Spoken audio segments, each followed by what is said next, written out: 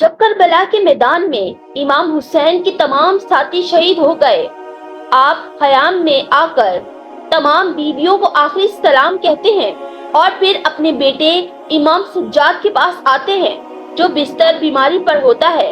आप उनसे फरमाते हैं कि ए मेरे सज्जाद, अपने बाबा का आखिरी सलाम कबूल कर। इमाम सज्जाद जैसे ही इमाम हुसैन को देखते हैं कि आपके चेहरे पर अली असगर का खून लगा है और आपके साथ ना अब्बास है और ना अकबर, तो आप कहते हैं बाबा मुझे भी इजाजत दें कि मैं मैदान में जाकर शहादत का जाम पी सकूं। आप उनसे फरमाते हैं सज्जाद, तुम्हारे इम्तिहान इतने आसान नहीं हैं, हमें शहीद होने दो, उसके बाद तुम्हें अपनी बहनों और माओं के साथ कैद होकर शाम तक जाना है और कदम कदम पर अपने खुतबों से सोए हुए मुसलमानों को बेदार करना है।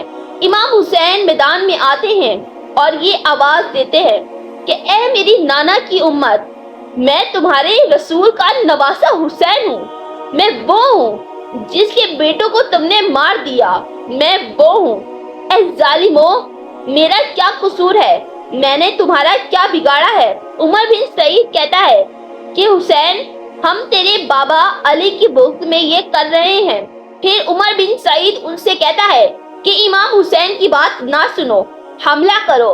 तारीख से लिखा कि इमाम हुसैन पर हमला करने के लिए फौजी यजीद के साथ 100 बड़े बड़े बहादुर सीधी तरफ से और 700 बहादुर उनकी उल्टी तरफ से इमाम हुसैन पर हमला करते हैं। अली का शेर एक ही बार में सबको हलाक कर देता है। उसके बाद 2000 का लश्कर इमाम हुसैन के मद्दे मुकाबिल आता है। इमाम हुसैन उनको एक ही बार में हलाक कर देते हैं। तो फौजी यजीद में ये एक आवाज बुलंद होती है कि ये अली का शेर है और हमने खुद अली से सुना है कि मेरे तमाम बेटों में से सबसे अच्छी जंग हुसैन लड़ता है। ये बात जब उमर बिन सईद और शिमर के कानों तक पहुंचती है तो वो कहते हैं कि अब हुसैन पर एक साथ हमला करते हैं। बस फिर 9 लाख का लश्कर इमाम हुसैन पर हमला करता है। इमाम हुसैन अली का शेर उस 9 लाख के लश्कर पर ऐसे वार करते हैं कि फौज यजीद भागना शुरू कर देती है। कुछ लोग दरियाए फिरात की तरफ भागते हैं और कुछ लोग कुफे की तरफ वापस पलट जाते हैं। उमर बिन सईद ने जैसे ही ये मंजर देखा तो ये कहने लगा कि अगर इस तरह लड़ते रहे तो हुसैन को मार देना नामुमकिन है। ऐ लोगों, कुछ लोग जाएं और खयाम को आग लगा दें और बाकी के सिपाही इमाम हुसैन से दूर होके तीर, नेज़े और भाले इमाम हुसैन को मारे।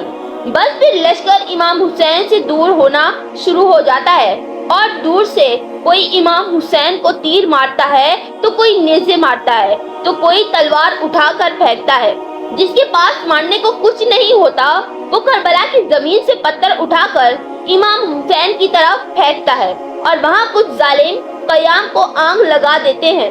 बीवियों की आवाज बुलंद होती है तो नवासे रसूल कभी खयाम की तरफ दौड़ते हैं तो कभी मैदान की तरफ दौड़ते हैं। तारीख ने लिखा कि इमाम हुसैन के जिस्म पर इतने जख्म लगे कि आपका जिस्म नजर नहीं आता। इतने में गैब से आवाज आती है, ए हुसैन, तेरा अल्लाह तुझसे राजी हो गया।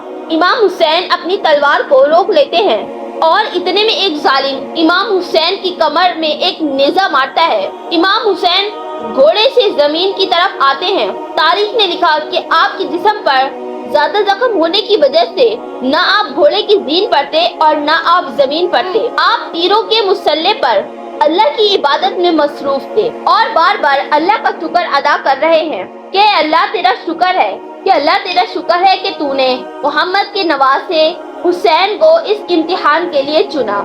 जैसे ही इमाम हुसैन घोड़े से गिरते हैं तो एक शोर बर्पा हो जाता है कि हमने हुसैन को कत्ल कर दिया। मुसलसल नेज़ों और तीरों की बारिश इमाम हुसैन पर बरसाते रहे।